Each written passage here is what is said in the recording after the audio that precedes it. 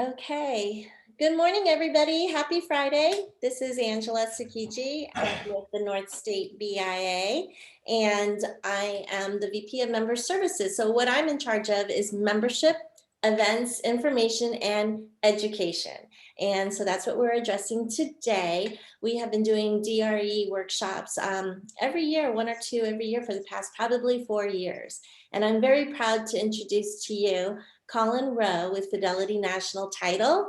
He is a very active member of the Sales and Marketing Council of our BIA, and we were very proud to ask him to see if his team could be here to present this important information to you.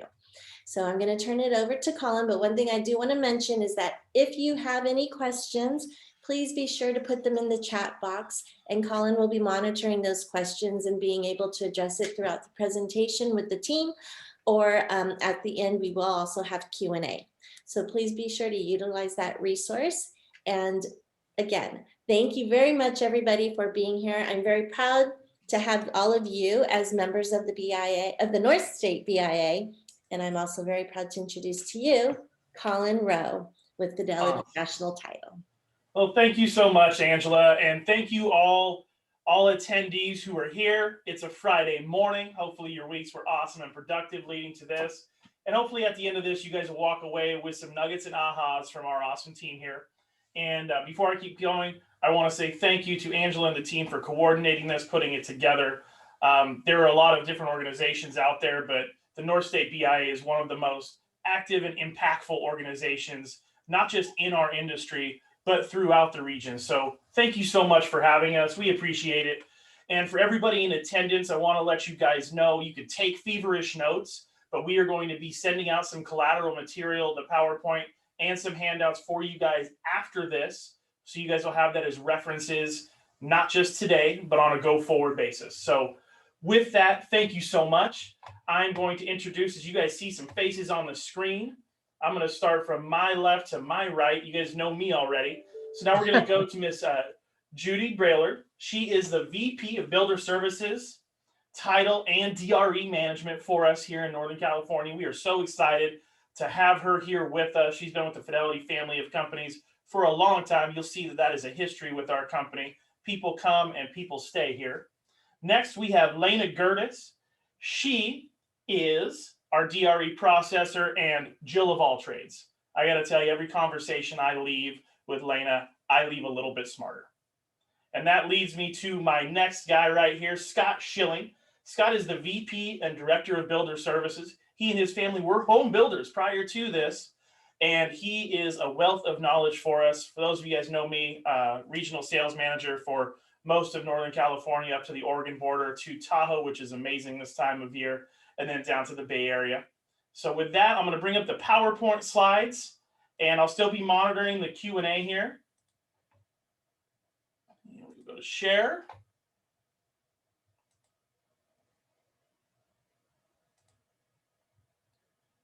All right. So there is the intro for us.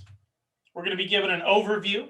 This is a little bit about us and our team. As you can see the information on the left-hand side, a little bit about our company. Our market share overall year over year is about 33%, or 1 out of every 3 transactions closes with Fidelity National Financial. We are Fortune 300, the highest in our marketplace in our scope of business. So we are very happy to be here and happy to share with you all today. Next slide, I'm going to turn it over to my man, Scott. Thank you, Colin. Can you hear me okay? Right on. Okay, fantastic. We're going to be discussing the Department of Real Estate today, and just to a brief overview, the purpose of the Department of Real Estate. The mission of the Department of Real Estate, otherwise known as DRE, is to safeguard and promote the public interests in real estate matters through licensure, regulation, education, and enforcement of DRE regulations. A public report, which is what we're going to be reviewing today specifically, a public report authorizing the sale or lease of the lots or parcels within a subdivision is issued if the real estate commissioner determines that the subdivision meets all the applicable requirements of the Subdivided Lands Acts Lands Act contained in the Business and Professions Code, the DRE regulations and the DRE subdivision policy and policy and procedures manual. The purpose of the law is to protect the consumer. And this to me is the key purpose here is the purpose of the law is to protect the consumer from misrepresentation, deceit, and fraud in the public sale or lease of subdivisions. And Colin, I'll turn the time back over to you. Thank you, Scott. All right, the next part we're going to cover is when is it required? When is it not required? So we're going to start when it is required. If the project is located within an unincorporated area, or if the project will have a HOA or homeowners association, and if the project will consist of vacant lots, whether in city or county, DRE is required.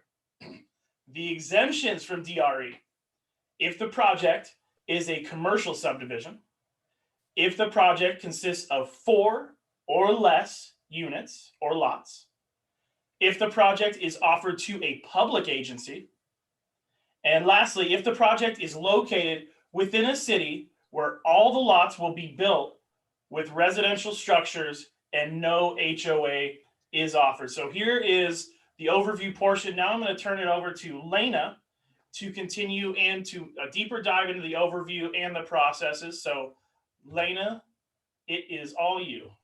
Hey, thanks, Colin. Good morning, everyone. So as Colin just indicated, our focus here this morning, of course, is going to be when projects need DRE. So before we get into the specifics of the different reports, let's talk about what to do. The first thing we're going to look at is developing the team members for the DRE processing. The home builders, of course, are the most important component of this team. So with that in mind, we're going to take a minute and look at the other functions of the members of the team. DRE, as you know, is great with acronyms. So the first one, the single responsible party, which is also known as the SRP. This typically is a representative from the title company, such as myself, Judy, staff with the different title companies. More common in Southern California, occasionally you run into an attorney that might do DRE processing. And then also there are independent processors. So the single responsible party, the SRP, is really the liaison. We're the conduit that helps the team come together and move forward and work with the Department of Real Estate. The civil engineer who is preparing the maps is often the key component in this process, because typically early on in the process, a civil engineer will need a preliminary title report. And what's helpful is as soon as the civil engineer requests a prelim from the builder, from the title company, the SRP gets involved to at least have a project on the radar that over time it's going to be, if the project needs DRE processing, that the team members are starting to come together. The budget preparer gets involved when the project is a common interest subdivision. Judy's going to talk about that in more detail in just a few minutes. But the budget preparer gets involved if it's a common interest subdivision. So if we're working with a plan development or a condominium, the budget preparer is one of the team members that helps the home builder determine phasing and the cost of different amenities. And they're very helpful in helping put the project together. The attorney, of course, is responsible for the management documents. And if the builder decides to go with a project-specific purchase contract instead of, say, a CAR form, the attorney would be the one that would prepare that. And then escrow, of course, is part of this process to be able to get the transactions closed, to deal with reservations, hold any bond forms, which Judy will go over in a little bit more detail. But this gives you an overview of the different team members that need to be assembled for the projects in order to work on getting the public reports for the Department of Real Estate. So on the next slide, what we're going to talk about are the different types of reports. There's going to be a chart in just a couple of slides, but first of all, we'll work with an overview. So the goal of DRE processing, of course, is to get the final public report. The final public report is the report that's good for 5 years that allows you to write contracts and to close escrows. Occasionally, you'll need an amended public report if there's been a change in the DRE filing. And so that's something that we work with the builders with to make sure that the report is valid when you go to your buyers to put them under contract. Occasionally, we'll need to renew a public report. There are times when projects have delays. The public report's been issued, but it has expired. Or it may be a situation where a project has been just shelved for a little bit. The conditional public report, which in all these reports we're going to talk about in more detail, the conditional also in the industry is referred to as the yellow report. The conditional, that's okay, Colin, we can go back and forth. The conditional public report is referred to as the yellow report, and it allows you to write contracts and open the escrows. The preliminary public report, there are really two types. The main is just the preliminary public report, the pink report. Then down below, the overall preliminary public report is if you have a multiple phase project, you can get a pink report to cover all of the lots, even though you may have 2, 3, 10, 20, however many phases you may have. For final public reports, you can get one overall preliminary public report for the project, or above with the preliminary public report for a single phase project, or you can get pink reports for each individual phase. The interim report down on the bottom of the screen refers to a pink report, but it's a pink report after a final public report has been issued. And so the pink report, or the interim public report is typically used when there is a new owner. So if you purchase a project that already has a public report and you want to do some marketing, we would get an interim public report for you while we're in the process of obtaining the final public report. So on the next slide actually has the chart that we alluded to a few minutes ago. So each project is unique and different, and they all require final public reports, but the decision as to whether or not you need a preliminary and/or a conditional public report is going to be dependent on the specifics of that project. So under the pink report on the chart, you'll see the check marks of what you can do with each of the different reports. The pink report allows you to advertise the project and take non-binding deposits, which we typically call a reservation. But you're not allowed to take any kind of an earnest money deposit. You don't write contracts. There's no opening or closing of escrows. Typically, the pink report is used for marketing, primarily for an online presence, but also if you have a construction site where you've got a chain link fence up and you have coming soon, you definitely want to have a preliminary public report issued prior to any of that kind of activity. The interim report, which we discussed, is the pink report. It's pink, but it's issued for a project that already had a final public report, and you're going through the process to amend the report. The conditional public report, with some more details here, of course, allows you to do the advertising. This time, though, you can actually write binding contracts and open escrows and have escrow hold deposits. Under a conditional, even if you have a purchase money bond, you still have to have all purchase money held through escrow. So the conditional allows you to do everything except for close escrows.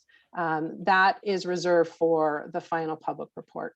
The final public report allows you to do all of the above. When the public report is issued by the Department of Real Estate, the state saying you're ready to start closing escrows, as long as the completion arrangements are in place, which Judy will talk about in more detail a little further along. So as I mentioned, some reports, depending on the project, or excuse me, you may have a project that just needs a final public report. You may need one that needs a preliminary, and then the question is whether or not you're also going to need a conditional. So starting with the pink report, we're going to go ahead and talk more in detail. The three main reports, of course, are the preliminary, the pink, the yellow, the conditional, the white, which is the final. But on the pink report, this is the report that allows you to take reservations. Oftentimes we see that the reports are used for marketing purposes to get an idea of the interest in the market. You're not you typically don't quote specific sales prices, but it gives you an idea of buyers that are interested in the project, the tolerance levels for sales prices. But again, the pink report allows you to do that. If you take any reservations, again, they're not deposits, they're reservations. They're held through escrow until the project is, or excuse me, the reservation is converted to a sales further along in the process, either through a conditional public report or through the final public report. On the next slide that we're going to show more information regarding the pink report. This is where the SRP, the single responsible party, helps coordinate the different forms and things that are required from the Department of Real Estate. There's not going to be a quiz at the end of the presentation, so you don't have to memorize all these form numbers and things. But I think the things to remember are that down on item 7, the option to purchase. Oftentimes we have home builders that are in the process of acquiring land, but they really want that momentum from a sales perspective. So they want to get the pink report, but they're not entitled to the property. That's okay. DRE will issue a pink report under certain, as long as some other things have been met with the conditions of the sale. Occasionally we'll see the executed option agreement, which will be the purchase agreement. Often though, recall that all these items that are submitted to the Department of Real Estate are public, and home builders oftentimes don't want some of the information that's in a purchase agreement to be part of the public record. So a workaround for that is to record an option agreement. The option agreement has to have a date certain when the property has to be conveyed to the builder. But if you don't want to have your option agreement, or excuse me, your purchase agreement as part of the public record with DRE, a workaround is to have the recorded option agreement. And then the fees and things that are part of this entire package. So for the pink report, the things to remember are we can get a pink report, whether it's for a single phase or an overall project, as long as we have these items 1 through 8. But specifically what we need is tentative map approval. So the map has to be approved and we have to have a copy of the conditions of approval issued by the city or the county, and also a marketing name. Oftentimes we're ready to go to submit to DRE, but the home builders are still doing some focus groups to determine within the company what they want the project name to be. We can go back and amend the pink report, but oftentimes if we have the marketing name ahead of time, that helps with the process. So the next slides give you an example of what the pink report looks like. So this may be familiar to many of you. Some of you may be seeing it for the first time. I know it's a little bit blurry, but that's really, it's not to be able to read the report at this time. But to give you an idea, the pink report again is good for a year. It does expire when the final public report is issued, so the life may be less than a year, and the reports can be renewed if at the end of the year, the final public report hasn't been issued. The pink report typically for a common interest subdivision for a condo or planned development is going to be 3 pages. If it's a standard subdivision where there's no homeowners association, the pink report is going to be 2. I'm sorry, was there a question there, Colin? Nope. No. Okay. So then on the next slide, we're going to talk about the conditional, which oftentimes you'll hear referred to as the yellow report. We say that the Department of Real Estate may issue the report. Typically, they will issue the report. The SRP and the attorney will help you guide you through the process. If for some reason they think that there's a problem that DRE would not issue a public report. I haven't seen too many situations where DRE has not issued a conditional public report. Typically, where the question comes into is timing. DRE isn't usually thrilled about issuing a conditional public report if the life of the report is going to be 30 days. If whatever the items are that are outstanding in order to convert a project to a final are imminent, typically you wouldn't be going through the process to get the conditional public report. So again, the conditional public report allows you to write binding contracts and open the escrows. You're not allowed to open escrows. The conditional has a life of 6 months. It can be renewed for an additional 6 months. The caveat on that, though, is that on a project that has 25 units or more, DRE will issue a 30-month conditional public report. So especially if you have a project, say you're working on a condominium project and you have a large phase, you're able to get a longer conditional public report to allow more for the construction time, especially if you have a project that's a vertical project. So then the items on the next slide for the conditional have to do with additional items DRE requires. So there's a filing fee that Judy will go over in a few minutes that is required for the conditional. There's a notice to the buyer explaining to the buyer specifically why a conditional was issued, what are the items that still have to be perfected in order for the final public report to be issued. And then the purchase agreements have an addendum that also lists the reason why the conditional is required. So with the conditional public report, one of the things to keep in mind is when you submit for the conditional, you're also submitting for the final. In other words, you need to have the HOA budget package together, a draft of all of the management documents.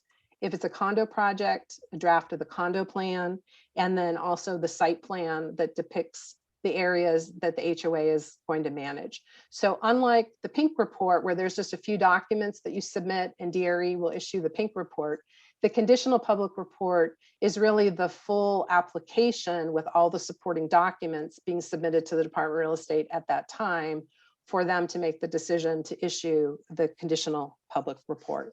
So let's look at the conditional. In this particular case, the pages are all printed in yellow. Typically now what we're doing is the report, the first page is printed on yellow paper, but the report itself does not all have to be printed on yellow paper. Again, you'll notice on the first page that in the blurry type portion there, the conditional will have a 6-month time limit, unless again, it's a larger project and it might have 30 months. The difference between the conditional and the final is going to be the listing of the conditions that have yet to be met in order for the final public report to be issued. So then on the goal that we're all working towards then is obtaining the white report. Oh, I see a question here. Let's see. Do you need the addendum to the contract if you're only taking reservations on the yellow? Yes, the addendum on the contract is specifically for the yellow, and then the addendum no longer applies once the final public report is issued. So great question. The addendum will be in the purchase agreement at the time we submit the project to the Department of Real Estate to start the processing.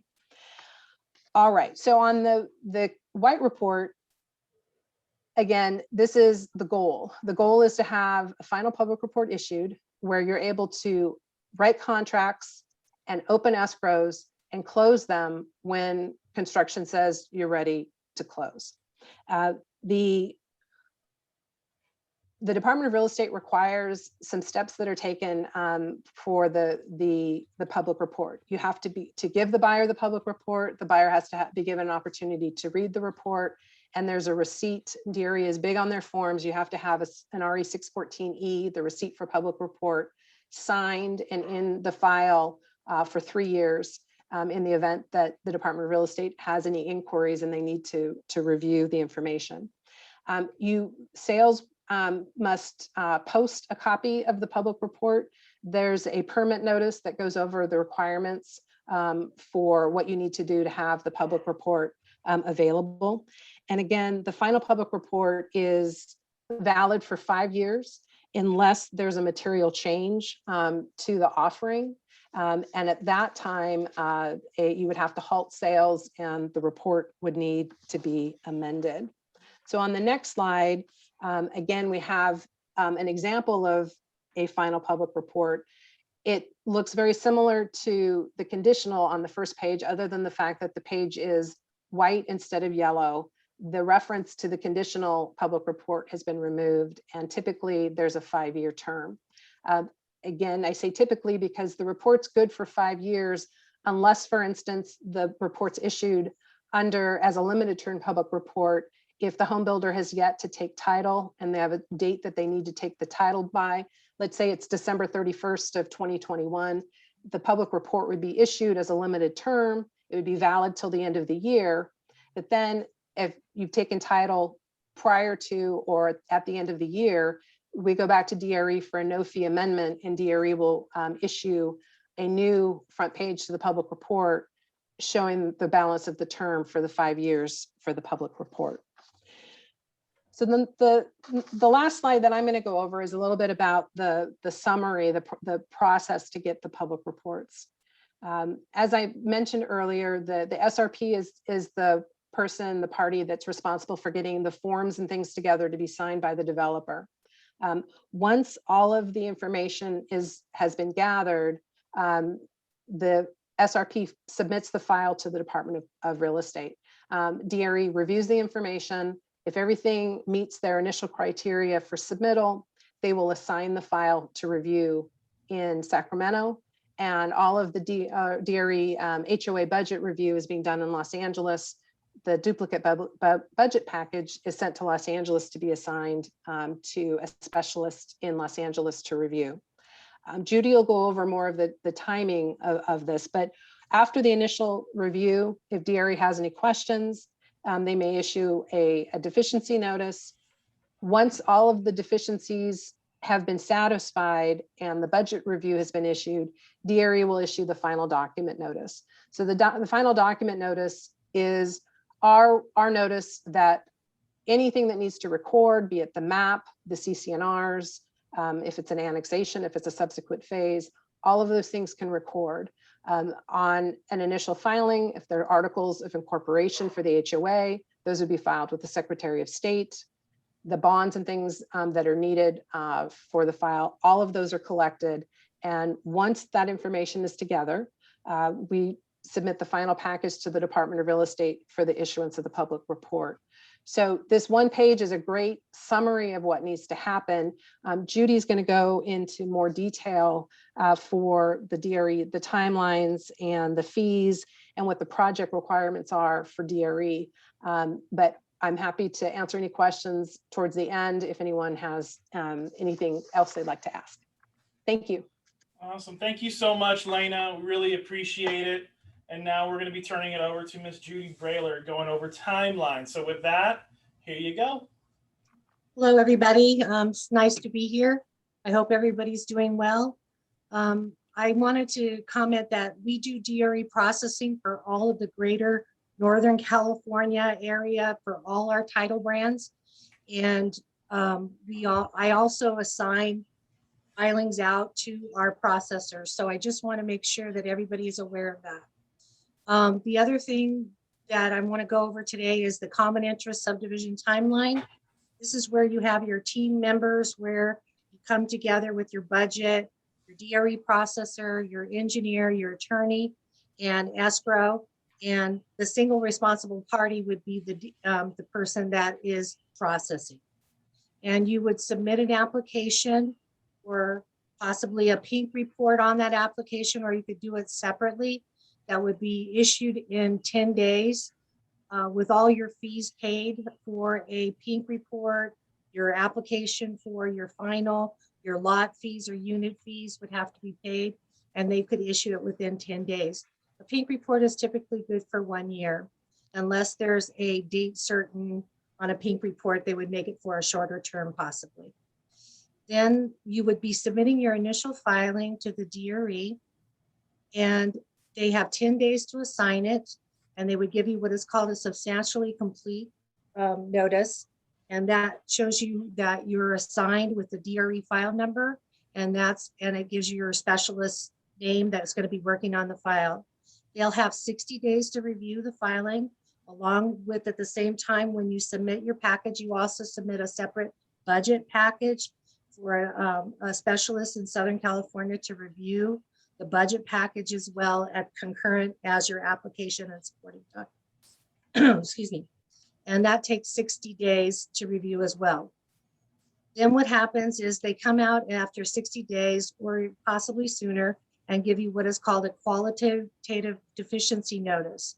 It's sent to the SRP and the developer at the same time. And that's where you have to answer this. The SRP has to help you answer the qualitative deficiency notice and the associates.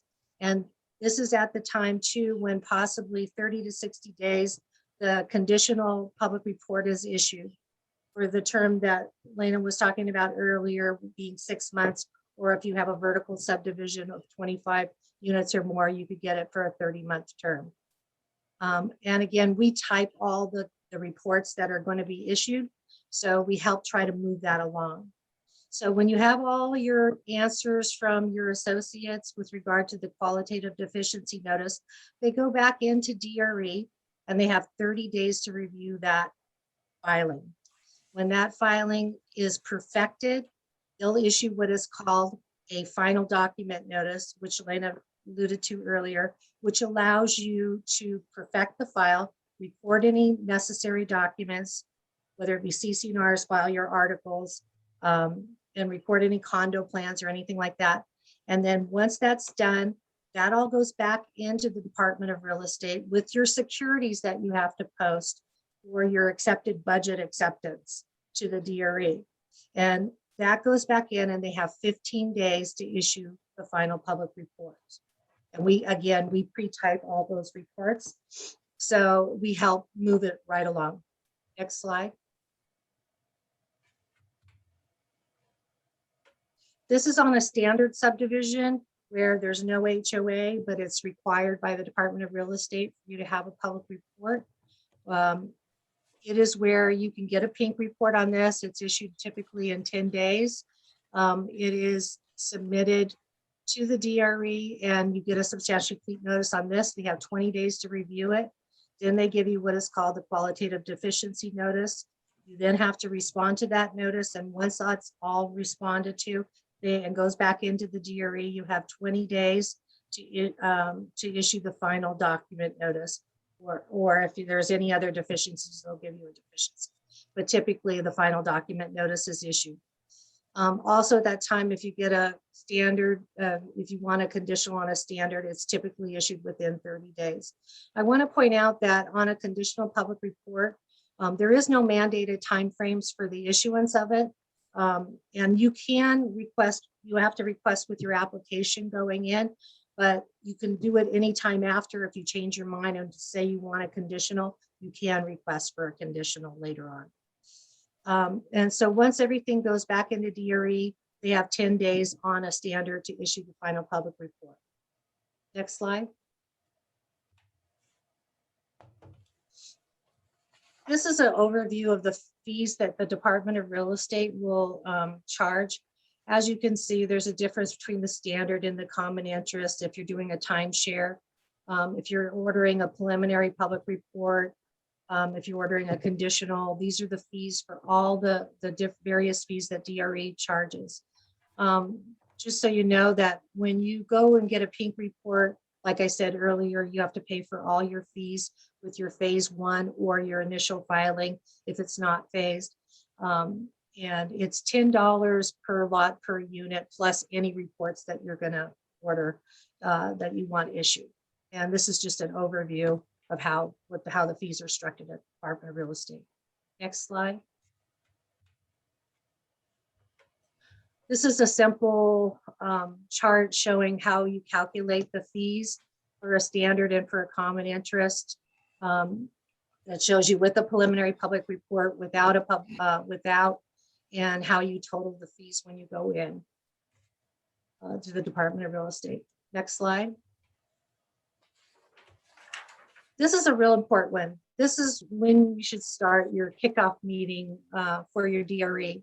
It should be soon after you get your conditions of approval, or even if they're coming shortly, you could, and you have a tentative map drawn, you should probably start having your meeting with your associates so that you can be all on the same page to know how you're going to process, how your budget person can start getting working on from the architecture landscape plans, preparing a budget, phasing schedule, timeline for your pre-sale. So we would need in order to get into DRE, we at least need a tentative map and the conditions of approval. And if you had a condominium, of course, we would need a condo plan. We would also need copies from the attorney for articles, bylaws, and CC&Rs. And so when we have these pre-planning meetings, it's always good to have questions about the project and have a complete overview of the project and know your completion dates and what your phasing is going to be and who all the players are, so that we can all come together and put it in the application and get your filing submitted. Next slide.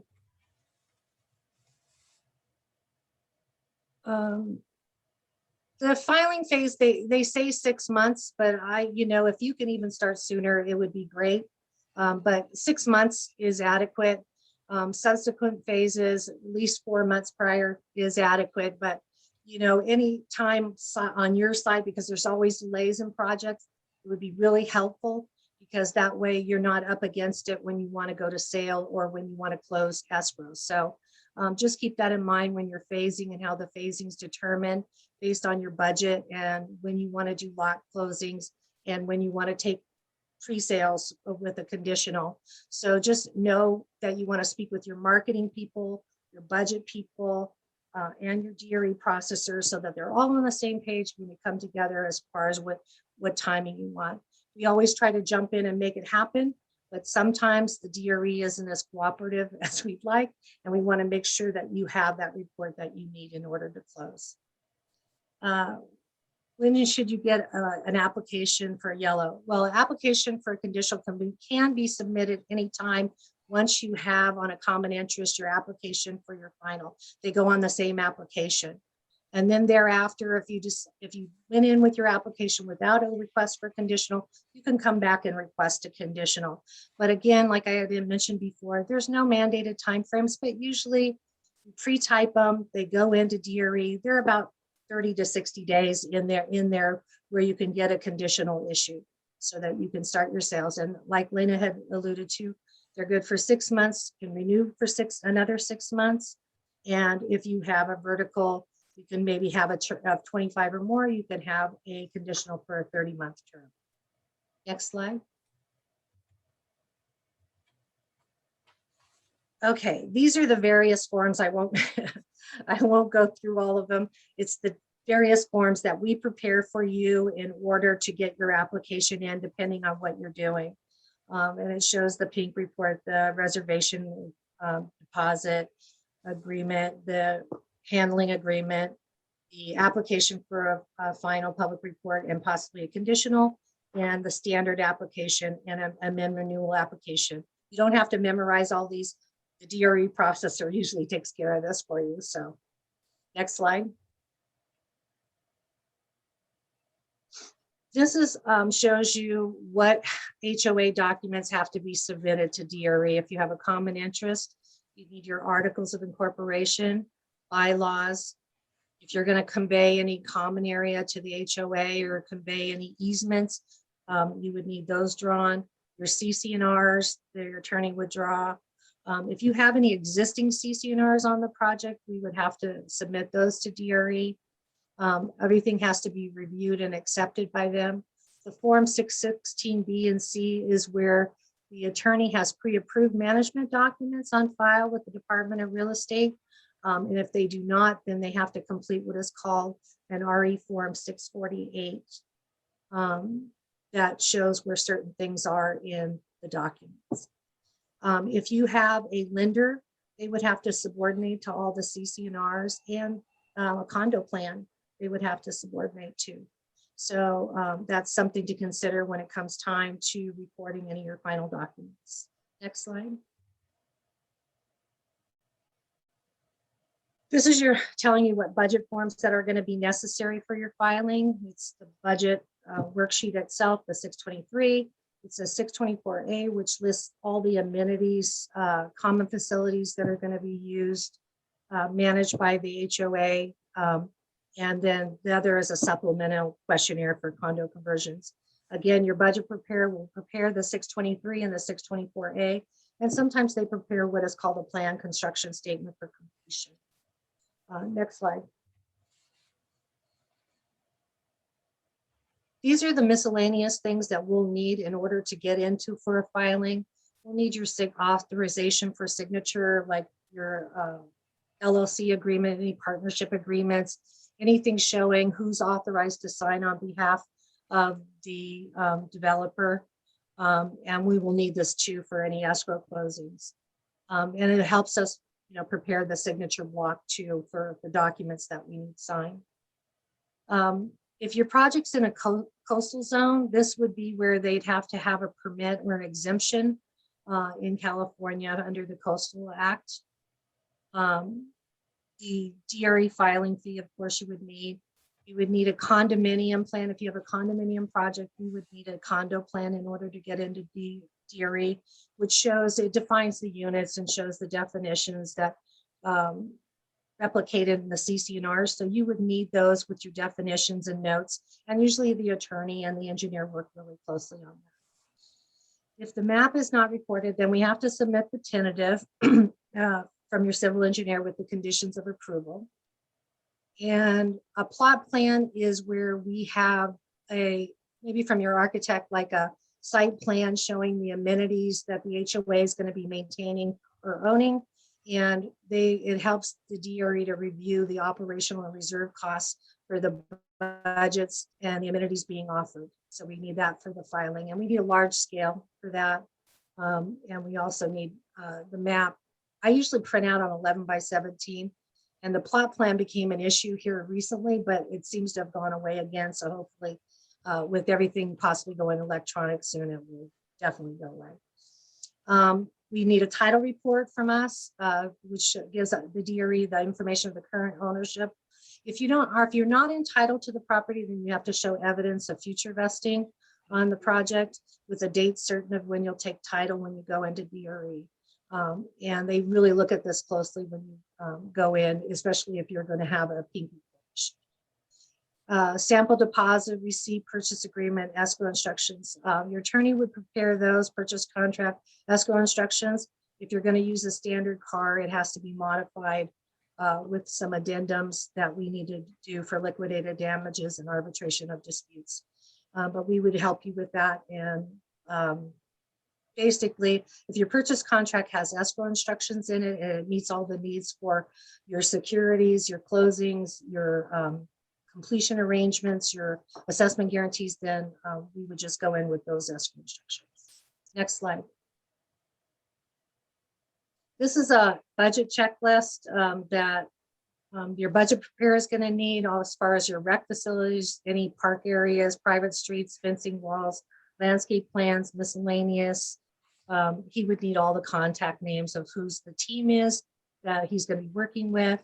Items needed, he would need a tentative map, he needs site plans, he needs landscape, recreation plans, phasing schedule, because the phasing schedule, he's going to prepare the budgets to the phasing schedule, any building plans for takeoffs, and the proposed CC&Rs. Project information, we all need this, the name, location, type, whether it's a condo, plan development, number of units or lots, number of DRE phases, and what the exterior maintenance is. Next slide. DRE bonds. This happens at the end once you're perfected your file. And what DRE requires under this reg 2792 is assessment guarantees.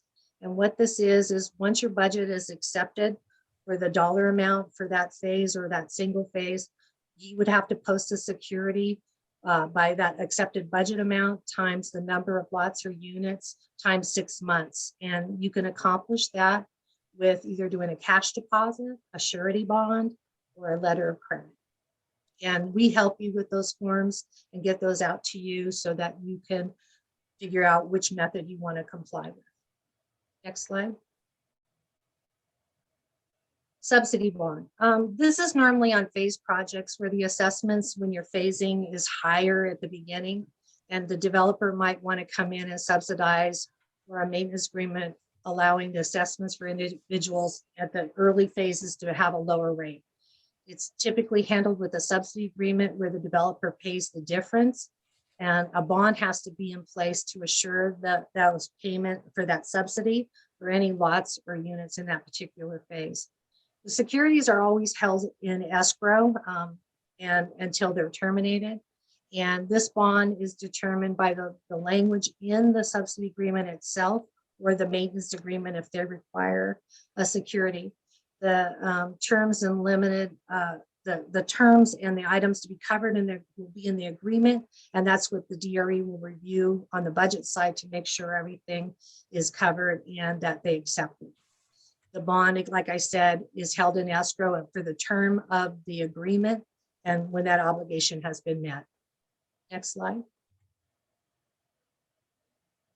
This is completion. There's a lot of different methods for completion. You can do escrow instructions that no escrow will close until a lot or building a condominium building is complete. Or you can do a completion bond for 100% upfront for the cost of the common areas. Most developers don't do that. You can come in at the end and do a bond for what's left to be completed in the project, which is called a 621 procedure. And we would handle it with 621 escrow instructions. And about 45 days prior to closing any escrows, we would have to go back into DRE with the forms necessary for the DRE to approve that security agreement, that bond, the plan construction statement, and the actual bond that's being issued. And again, that is 45 days prior to closing. And I think DRE pretty much holds you into that 30 to 45 days. So you want to be careful of your timing there when you want to do a completion bond and how you want to start it and handle it. Okay. And again, your DRE processor will help you with that. Purchase money handling. This is something that the developers post a purchase money when they want to, the developer find it's necessary for them to have the purchase money prior to close of escrow. They can put up a surety bond. It's the bonds themselves are posted with the Department of Real Estate, and the amount is determined by the total amount of purchase money for that project or given projects. So DRE has to approve those purchase money bonds. And then once you have that purchase money bond, we just put it in the application that the developer is, it isn't going into escrow depository. The developer is has a purchase money bond and the deposits don't come to escrow. Next slide. Boom. Boom. There we you go. go. Any questions? And a thank you for questions. I'm going to stop screen sharing and open it up.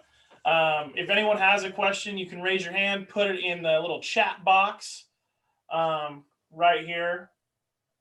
Any questions? And Angela, if I'm missing some, if you can point them out to me, or Scott, as the ladies were talking, did you come up with anything that you had a question on?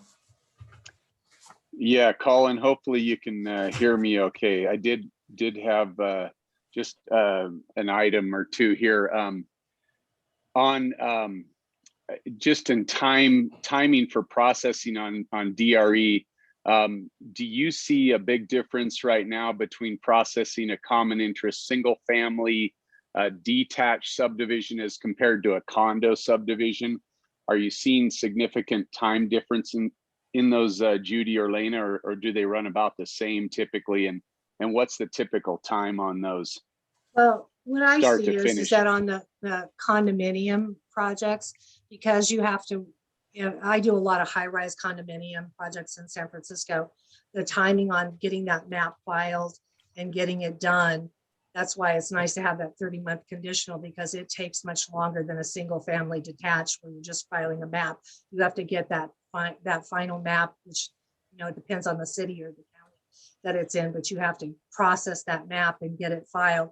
And then you have to get that condominium plan and the supporting documents. So there's extra step in the subordinations and everything with lenders. So it can be a more time consuming. Sometimes it's fast. You just have to, it's project by project, but I would say that a single family detached project is faster than a high-rise condominium. I agree Wh- with Judy. I would just real quick, Scott, I would say that from a DRE standpoint, the DRE timeframes are the same. So DRE's initial review is 60 Right. days, regardless if it's a Okay. condo or single family, detached. So from a DRE's perspective, the timing is the Okay. same, but from an industry perspective, from the builder's perspective, it can take a little bit longer for the condos because there are more moving parts. Okay. Hey, Judy, Lena, Scott, we have another question here from Lisa. Can you explain how a decision is made to have a range of assessments and maybe explain how it works for DRE budgeting? Well, a lot of times it's when you have a range of assessments is because you have a mixed product in there, and the product amenities are going to be different. You might have cost centers for certain things that are going to apply. So you're going to have a range of assessments that's going to be that the budget person is going to have to determine for you to know, what kind of budgets you're going to have and if it can be, or if it can fall within that range. A lot of times we see those on the mixed use projects or large projects. Yeah, it was great. Yeah, typically the range of assessments, there are more steps to go through DRE because Yeah. DRE has to approve the range of assessments.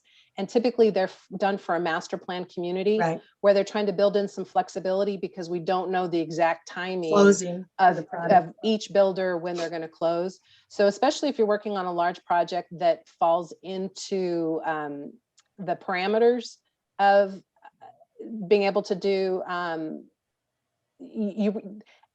as Judy had said, it's helpful to have all the team members together because it's the budget preparer is going to be pretty critical in that process to help determine the cost benefit analysis of whether or not you're going to go forward with that or not.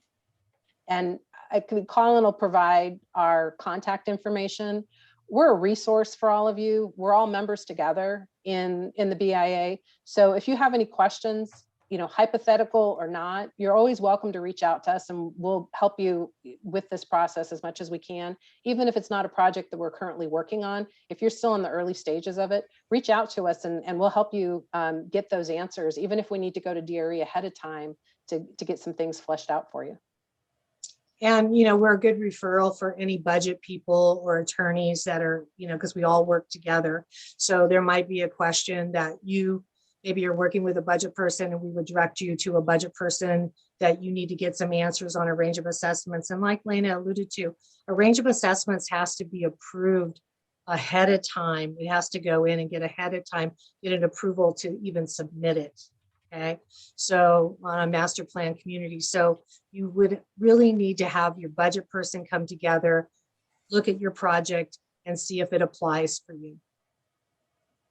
Very cool. Well, I think that's all I'm seeing on the typed questions. I don't know, Angela, if you're getting any other ones, but I want to take a minute here at the end to thank Judy and Lena. Obviously, they are the brains behind the DRE processing here. I am not. And I'm a firm believer we use our strengths, and as a team, we come together, a team of people, to execute what we do.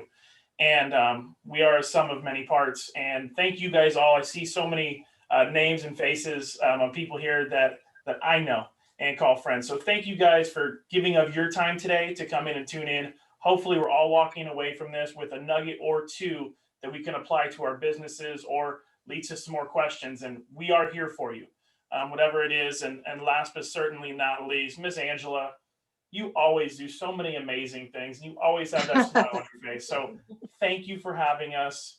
Appreciate you all so much. It's my pleasure, Colin, and my honor as well. Thank you.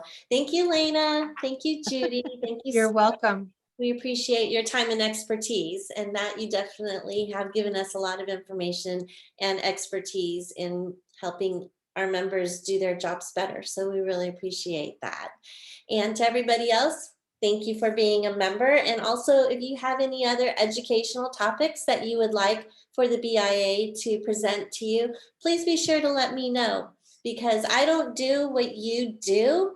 And so I need to count on you to let me know how I can help you. So with that, everyone, have a wonderful Friday and a wonderful weekend. Bye. Bye.